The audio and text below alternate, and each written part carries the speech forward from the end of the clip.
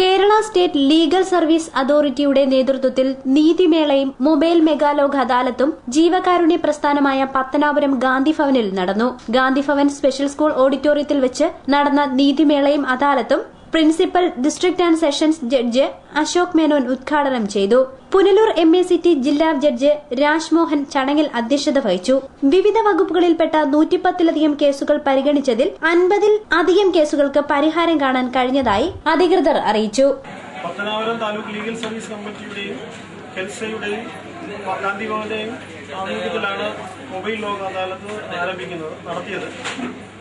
ഈ മൊബൈൽ ലോക് അദാലത്തിൽ ഇന്ന് ഏതാണ്ട് 40 കേസോളം പെറ്റീഷനായിട്ട് വന്നായിരുന്നു. ഇപ്പോൾ ഏതാണ്ട് 1 മണിയായി. ഇതുവരെ 9 കേസ് പൂർണ്ണമായിട്ട്, അതായത് അവാർഡായിട്ട് തന്നെ തീർക്കാനായിട്ട് സാധിച്ചിട്ടുണ്ട്.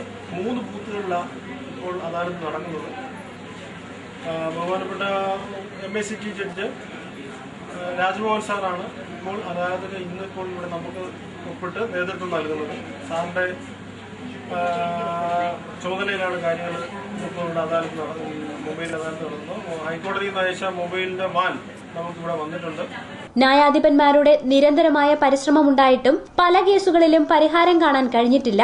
10,000-കണക്കിന് കേസുകളാണ് കോടതികളിൽ കെട്ടിക്കിടക്കുന്നത്.